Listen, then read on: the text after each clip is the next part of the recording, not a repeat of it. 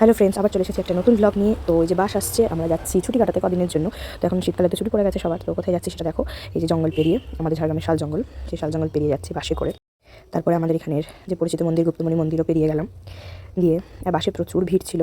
তারপরে দেখো বাসের মধ্যে একটা পুচকুর সাথে দেখা হয়ে গেছিলো, যে আমার কোলে বসেছিল। বাসে এত ভিড় ছিল, তাই পুচকুটি আমার আর বোনের কোলে বসেছিল, কি শান্ত, একটুও কাঁদেনি।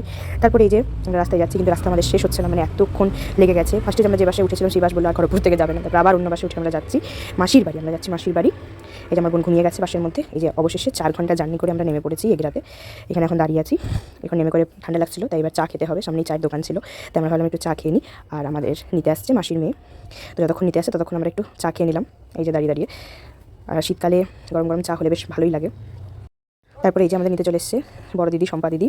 এই যে নিয়ে যাচ্ছে আমাদের অনেক দিন পর, মানে অনেক দিন নয় অ্যাকচুয়ালি, অনেক বছর পর দেখা, প্রায় 11 বছর পর দেখা হচ্ছে। তো বেশ মজা লাগছে। তারপরে দেখো দিদির কাণ্ড, রাস্তায় টোটো থামিয়ে আমাদের জন্য মোমো, মিষ্টি এগুলো নিতে লেগে গেছে। যতই বারণ করলাম শুনলই না। এই যে নিয়ে আসছে, এই যে আমাদের জন্য মোমো নিচ্ছে। অনেকদিন পর দেখা হচ্ছে, অনেক অনেক কথা, অনেক অনেক গল্প হবে, খুব মজা হবে। এই যে মাসির বাড়িতেও পৌঁছে গেছি। এই যে মাসি অপেক্ষা করছে আমাদের জন্য, ঢুকছে ব্যাগ নিয়ে। এই যে একটা ভলু না কালু একটা কুকুরও আছে আমাদের বাড়ির মতো। এই যে শম্পা দিদি আর এই যে মাসি, দুই বোনের অনেক দিন পর দেখা, তাই জন্য বেশ আনন্দ দুই বোনের।